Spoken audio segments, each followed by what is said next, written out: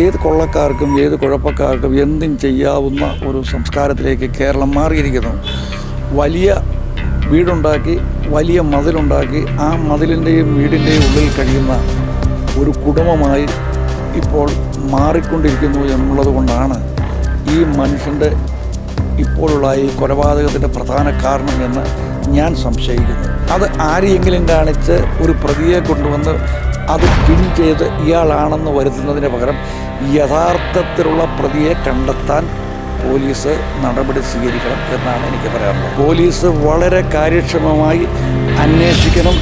അന്വേഷിച്ചാൽ മാത്രമേ ഈ കേസിൽ പരിപൂർണമായി ഒരു പ്രതികളെ കസ്റ്റഡിയിലെടുക്കാൻ കഴിയുള്ളൂ എന്നാണ് എൻ്റെ വിശ്വാസം. ഇവിടെ ഉണ്ടായിരുന്ന ആസാംകാരൻ്റെ അവിടുത്തെ മോഷണവും അതിനോട് ബന്ധപ്പെട്ടുള്ള കാര്യങ്ങളുമൊക്കെ വളരെ വ്യക്തമായി ഈ നാട്ടിലെ ജനങ്ങൾക്ക് മുഴുവൻ അറിയില്ലെങ്കിലും കഴിഞ്ഞ ദിവസങ്ങളിലൊക്കെ അതിപ്പം വെളിയിലേക്ക് വന്നിട്ടുണ്ട്. ഈ പറയുന്ന ആൾ സബ് ജയിലിലായിരുന്നു. സബ് ജയിലിൽ നിന്ന് ഇറങ്ങിയിട്ട് അധികം നാളായില്ല. പക്ഷേ അദ്ദേഹം തന്നെയാണോ ഇത് ചെയ്തത് എന്ന് ഞാൻ സംശയിക്കുന്നുണ്ട്. അത് പോലീസിന് ഒരു പ്രതികളെ ഉണ്ടാക്കുന്നതിന് വേണ്ടിയുള്ള ഒരു നടപടിയുടെ ഭാഗമാണോ എന്ന് ഞാൻ സംശയിക്കുന്നു എന്നുള്ളത് സത്യമാണ്. ഒരു സാമൂഹ്യ പ്രവർത്തകൻ എന്നുള്ള നിലയിൽ എത്രത്തോളം ഞെട്ടിക്കുന്നതാണ് ഇപ്പോൾ നടന്നിരിക്കുന്ന ഈ ഒരു കൊലപാതകം. കോട്ടയം മാത്രമല്ല, കേരളം മൊത്തത്തിൽ ഞെട്ടിത്തരിച്ചിരിക്കുന്ന ഒരു സാഹചര്യമാണ്. രാവിലെ മുതൽ നമ്മൾ വാർത്തകളിലൊക്കെ കാണുകയാണ് വിജയകുമാറിൻ്റെയും ഭാര്യ മീരയുടെയും ഈ ദാരുണമായ ബ്രൂട്ടലായ കൊലപാതകം. എത്രത്തോളം ഞെട്ടലാണ്. ഇതേപോലെയുള്ള കൊലപാതകങ്ങൾ കേരളത്തിൽ മാത്രമല്ല ആകെ ജനങ്ങൾ ഞെട്ടിക്കുന്ന ഒന്നാണ്. കോട്ടയത്ത് ഇതേപോലെയുള്ള ഒരു കൊലപാതകം കഴിഞ്ഞ ഈ നൂറ്റാണ്ടിലുണ്ടായിട്ടില്ല. ഏതായാലും ഇവിടുത്തെ സാമൂഹ്യ രംഗം ഇന്ന് ഒരു തെറ്റായ രീതിയിലേക്ക് പോകുന്നുണ്ടോ എന്ന് എനിക്ക് സംശയമാണ്. കാര്യത്തിൽ ഏത് കൊള്ളക്കാർക്കും ഏത് കുഴപ്പക്കാർക്കും എന്തും ചെയ്യാവുന്ന ഒരു സംസ്കാരത്തിലേക്ക് കേരളം മാറിയിരിക്കുന്നു. അയൽ താമസക്കാർ പോലും ആരാണെന്നറിയാത്ത നിലയിലേക്കാണ് കാര്യങ്ങൾ പോകുന്നത്. വലിയ വീടുണ്ടാക്കി വലിയ മതിലുണ്ടാക്കി ആ മതിലിൻ്റെയും വീടിൻ്റെയും ഉള്ളിൽ കഴിയുന്ന ഒരു കുടുംബമായി ഇപ്പോൾ മാറിക്കൊണ്ടിരിക്കുന്നു എന്നുള്ളത് കൊണ്ടാണ് ഈ മനുഷ്യൻ്റെ ഇപ്പോഴുള്ള ഈ കൊലപാതകത്തിൻ്റെ പ്രധാന കാരണം എന്ന് ഞാൻ സംശയിക്കുന്നു. ഈ വീടിൻ്റെ അടുത്ത് കുറേ കൂടി വലിയ മതിലില്ലായിരുന്നുവെങ്കിൽ ഇത്രയും വലിയ സംഭവങ്ങൾ, 2 പേരെ കൊല്ലുന്നു, കല്ലിനിടിക്കുന്നു, മഴുവിന് വെട്ടുന്നു, അലറും കൂകും, ഈ സംഭവങ്ങളൊക്കെ വെളിയിൽ അറിയുമായിരുന്നു. വെളിയിൽ അറിഞ്ഞാലും ഇപ്പോൾ അയൽവാസി പോലും കയറി ചെല്ലുകയില്ലാത്ത നിലയിലേക്ക് ഇപ്പോൾ മാറിക്കൊണ്ടിരിക്കുന്നു എന്നുള്ളത് സത്യമാണ്. ഇവിടുത്തെ ആകെയുള്ള ജനങ്ങളുടെ ചിന്താഗതി മാറണം. ഏത് ജാതിയായിരുന്നാലും ഏത് മതമായിരുന്നാലും തൊട്ടയൽവാസികളും ബന്ധപ്പെട്ട ആളുകളുമായി സ്നേഹത്തോടെയും സൗഹൃദത്തോടെയും സംസാരിക്കുവാനും ഇരു വീടുകളിലേക്കും കഴിഞ്ഞ കാലത്തെ പോലെ കയറി ചെല്ലുവാനും അവരെയൊക്കെ ഒരു കുടുംബം പോലെ കാണുവാനുമുള്ള ഒരു സംവിധാനത്തിലേക്ക് പുതിയ തലമുറ മാറേണ്ടത് അത്യാവശ്യമായി വന്നിരിക്കുന്നു. ഇത് വലിയ ജനങ്ങളെ ഞെട്ടിക്കുന്ന, പ്രത്യേകിച്ച് കോട്ടയത്തെ ജനങ്ങളെ ഞെട്ടിക്കുന്ന ഒരു കൊലപാതകമായി പോയി. പ്രതികളെ എത്രയും വേഗം അറസ്റ്റ് ചെയ്യണം.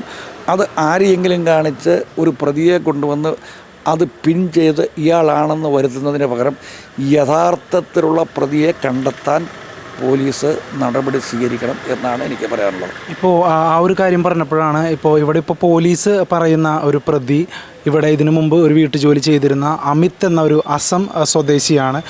ഈ അമിത്തുമായിട്ട് ബന്ധപ്പെട്ട് ഇതിനു മുമ്പ് ഒരു കേസ് ഉണ്ടായിരുന്നു എന്നാണ് പറയുന്നത്. വിജയകുമാർ തന്നെ കൊടുത്ത ഒരു കേസിൽ അയാൾ ശിക്ഷിക്കപ്പെട്ട് പുറത്തിറങ്ങിയ ഒരു സാഹചര്യത്തിൽ ഒരു അഭിപ്രായ വ്യത്യാസം ഉണ്ടായിരുന്നു എന്നുള്ളതും, ആ അഭിപ്രായ വ്യത്യാസത്തിന് അനന്തരഫലമായിട്ടാണ് ഇത്രത്തോളം ബ്രൂട്ടലായ രീതിയിൽ അയാളിവിടെ അടുത്ത് തന്നെയുള്ളൊരു മഴ ഉപയോഗിച്ച് കൊലപ്പെടുത്തിയത് എന്നൊക്കെയാണ് പറയുന്നത്. പക്ഷേ മറ്റൊരു ദുരൂഹത ആരോപിക്കുന്നത് ഇരുവരുടെയും മകൻ ഗൗതം 2017 മരിച്ചിരുന്നു. അതൊരു കൊലപാതകമാണ്. പോലീസിൻ്റെ അന്വേഷണത്തിൽ തൃപ്തരല്ല എന്ന് കണ്ട് ഹൈക്കോടതിയെ സമീപിച്ച് CBI അന്വേഷണം നേടിയെടുത്തൊരു പശ്ചാത്തലം കൂടി ഇപ്പോഴുണ്ട്. അപ്പോഴാണ് ഇവരും കൊല്ലപ്പെടുന്നത്. അപ്പോൾ അത്തരത്തിലൊരു ദുരൂഹ സാഹചര്യങ്ങളൊക്കെ നീക്കപ്പെടേണ്ടതല്ലേ? നിങ്ങൾ എന്നോട് ചോദിച്ച ആ ചോദ്യം എൻ്റെ മനസ്സിലുണ്ടായിരുന്നു എന്നുള്ളത് കൊണ്ടാണ് ഞാൻ ഒരാളെ പിൻ ചെയ്ത് ഇയാളാണ് പ്രതി എന്ന് പോലീസ് വരുത്താനുള്ള പരിശ്രമം നടത്തുന്നതിന് പകരം 2017 ഇവരുടെ മകൻ ഗൗതമിൻ്റെ മരണം മുതലുള്ള കാര്യങ്ങൾ പോലീസ് വളരെ കാര്യക്ഷമമായി അന്വേഷിക്കണം. അന്വേഷിച്ചാൽ മാത്രമേ ഈ കേസിൽ പരിപൂർണമായി ഒരു പ്രതികളെ കസ്റ്റഡിയിലെടുക്കാൻ കഴിയുള്ളൂ എന്നാണ് എൻ്റെ വിശ്വാസം. 2017 ഇവരുടെ മകൻ ഗൗതമ് മരിക്കുമ്പോൾ അദ്ദേഹത്തിൻ്റെ വണ്ടി അവിടെ MC റോഡിൽ കിടക്കുകയും ആ വണ്ടിയുടെ സീറ്റുകളിൽ രക്തം തളം കെട്ടി കിടക്കുകയും ആ വണ്ടിയുടെ ഫ്രണ്ടിലും ബാക്കിലും രക്തത്തുള്ളികൾ ഉണ്ടായിരുന്നു എന്നുള്ളതും അന്നത്തെ പോലീസ് കണ്ടുപിടിച്ചിട്ടുള്ള അവിടുത്തെ ജനങ്ങൾ കണ്ടുപിടിച്ചിട്ടുള്ള കാര്യമാണ്. അവിടെ നിന്ന് ഏതാണ്ട് 100 മീറ്ററെങ്കിലും അകത്ത് ആ റെയിൽവേ ലൈനിലാണ് ഗൗതം മരിച്ചു കിടന്നിരുന്നത്. ഗൗതമിൻ്റെ ശരീരത്ത് ബ്ലേഡ് കൊണ്ട് വലിച്ചു കീറിയ പാടുകളുണ്ടായിരുന്നു, രക്തപ്പാടുകളുണ്ടായിരുന്നു. എന്നിട്ട് പോലും അത് ഗൗതം തന്നെ ചെയ്തതാണ് എന്ന് വരുത്തി തീർക്കാനാണ് അന്നത്തെ പോലീസ് നടപടി സ്വീകരിച്ചത് എന്നാണ് ഞാൻ മനസ്സിലാക്കുന്നത്. അത് ഇവിടുത്തെ ലോക്കൽ പോലീസിൻ്റെ അന്വേഷണത്തിന് ശേഷം ക്രൈംബ്രാഞ്ചിന് കൈമാറിയിട്ടും പ്രതികളെ പിടിച്ചില്ല എന്നുള്ളത് വളരെ വ്യക്തമായ സത്യമാണ്. അത് ആത്മഹത്യയല്ലായിരുന്നു, അത് കൊലപാതകമായിരുന്നു എന്നുള്ള കാര്യത്തിൻ്റെ അകത്ത് യാതൊരു തർക്കവുമില്ല. പക്ഷേ 2017 ആ സംഭവത്തിൽ ബഹുമാനപ്പെട്ട മരണപ്പെട്ട വിജയകുമാർ ഹൈക്കോടതിയിൽ മകൻ്റെ മരണത്തെ സംബന്ധിച്ച് CBI അന്വേഷണം നടത്തണം എന്ന് ഏതു വർഷമാണ് ആവശ്യപ്പെട്ടത് എന്ന് പരിശോധിക്കണം. വർഷങ്ങൾ കഴിഞ്ഞാണ് എന്നുള്ളത് സത്യമാണ്. എന്തുകൊണ്ട് ഇത് ആ കാലത്ത് പോലീസിൻ്റെ അന്വേഷണം തൃപ്തികരമായില്ല എന്ന് പറഞ്ഞ് അന്വേഷണം നടത്തണമെന്ന് ഹൈക്കോടതിയിൽ OP കൊടുത്ത് നടപടി സ്വീകരിക്കാത്തത് എന്നുള്ളത് ദുരൂഹമാണ്. ആ കാലത്ത് ഗൗതം എന്ന് പറയുന്നയാൾ വളരെ പയ്യനായിരുന്നു എങ്കിലും അദ്ദേഹം മദ്യപിക്കുമായിരുന്നു എന്നാണ് എൻ്റെ അറിവ്. അതേപോലെ തന്നെ ഇപ്പോഴത്തെ കാലത്തെ പോലെ MDMA അതേപോലെ കാര്യങ്ങളൊന്നും ഉണ്ടായിരുന്നു എന്നറിയില്ല. പക്ഷേ രാസലഹരികൾ അദ്ദേഹം ഉപയോഗിച്ചിരുന്ന ഇവിടെ കയറിക്കാം ചേട്ടാ, തുടർന്നോട്ടെ പോയിൻ്റാ പറയുന്നത് തുടർന്നു. ഓക്കെ.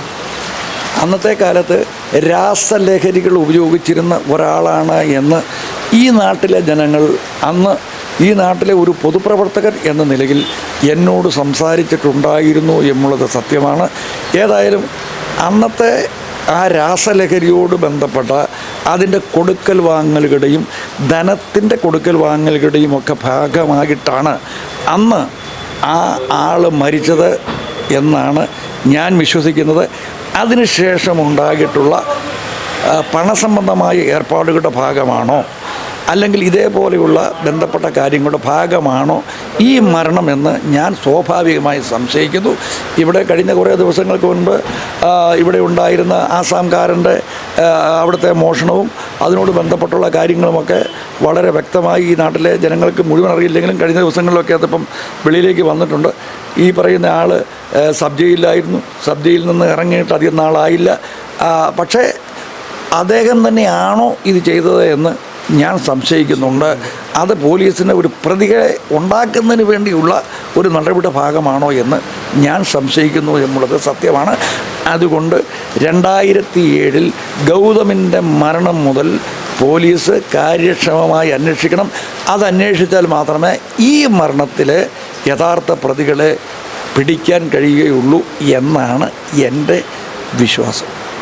ഈ പോലീസിൻ്റെ ഈ ഒരു സമീപനം വളരെ ഭീതിപ്പെടുത്തുന്നതാണ്. കാരണം സാമ്പത്തികപരമായിട്ടാണെങ്കിലും വളരെ ഉയർന്ന ഒരു കുടുംബമാണ്. ഇപ്പോൾ ഒരു പാവപ്പെട്ടവന് നീതി നിഷേധിച്ചു കഴിഞ്ഞാൽ പല കാര്യങ്ങൾ പറയാനുണ്ടാകും. പക്ഷേ സാമ്പത്തികപരമായ ഒരു കേസൊക്കെ നടത്താനായിട്ട് അത്രത്തോളം കെൽപ്പുള്ള ഒരു കുടുംബത്തിലാണ് ഇങ്ങനെ നീതി നിഷേധിക്കപ്പെടുന്നത്. ഇത് എത്രത്തോളം ഭീതികരമായ ഒരു സാഹചര്യമാണ് ഇപ്പോൾ കേരളത്തിൽ നിലവിലുള്ളത്. നമ്മൾക്ക് കാവലാളായി മാറേണ്ട, സംരക്ഷണം തരേണ്ട പോലീസ് തന്നെ ഈ വിവേചനം കാണിക്കുന്നത് ഭയങ്കര ഒരു ദയനീയ ഒരു സ്ഥിതിയല്ലേ ഉണ്ടാക്കുന്നത്.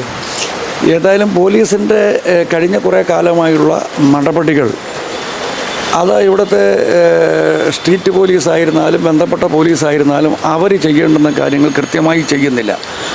പഴയ കാലത്ത് ബീറ്റ് പോലീസുണ്ട്. ബീറ്റ് പോലീസ് വന്ന് ഓരോ പ്രദേശങ്ങളിലും അവിടെ ബീറ്റ് പോലീസിൻ്റെ പോക്കറ്റുകളുണ്ട്. ആ പോക്കറ്റിൽ ചെന്ന് അവിടുത്തെ ബന്ധപ്പെട്ട റെക്കോർഡുകൾ ഒപ്പിടണം.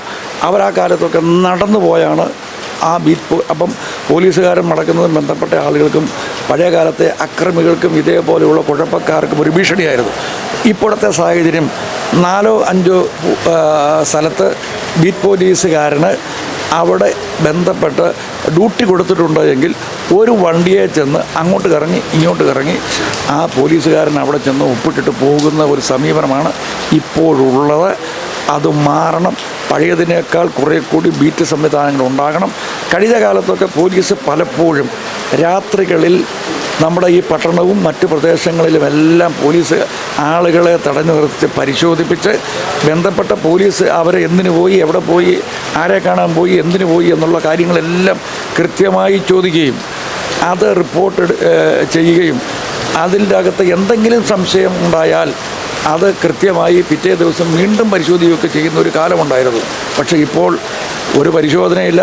2 മണിക്ക് പോയാലും 3 മണിക്ക് പോയാലും 4 മണിക്ക് പോയാലും ഈ പട്ടണത്തിലൂടെ അല്ലെങ്കിൽ ഈ പ്രദേശങ്ങളിലുമൊക്കെ നടന്നാൽ ഒരു പോലീസുകാരനുമില്ല, ഒരു പോലീസ് വണ്ടിയില്ല. പക്ഷേ കോട്ടയം പട്ടണത്തിൻ്റെ അവിടെ ഇവിടെയൊക്കെ ഏതെങ്കിലും ഒരു സ്ഥലത്ത് ഒരു പോലീസ് വണ്ടി അവിടെ കൊണ്ട് നിർത്തിയിട്ടുണ്ടാകും. ആ പോലീസ് വണ്ടിയിൽ കിടന്ന് പോലീസുകാരൻ ഉറങ്ങുന്നുണ്ടാവും. ഇതാണ് ഇപ്പോൾ നടക്കുന്നത്.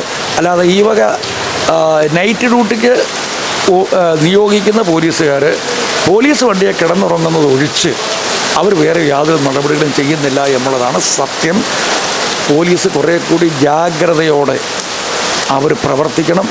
പ്രത്യേകിച്ച് രാത്രി കാലങ്ങളിൽ ഒരു 9 മണി മുതൽ രാവിലെ ഒരു 4 മണി വരെയെങ്കിലും പട്ടണങ്ങളുടെ വിവിധ പ്രദേശങ്ങളിൽ അവർ ചുറ്റി സഞ്ചരിക്കണം. സംശയമുള്ള ആളുകളെ അവർ ചോദ്യം ചെയ്യണം. ആ ചോദ്യം ചെയ്യുന്നത് 3-ാം മുറ ഉപയോഗിച്ചല്ല, വാക്കുകൊണ്ടായിരിക്കണം. അങ്ങനെ ചെയ്താൽ ഈ പറയുന്ന അക്രമങ്ങൾ അവസാനിപ്പിക്കാൻ കഴിയും എന്നുള്ള കാര്യത്തിൽ യാതൊരു തർക്കവുമില്ല.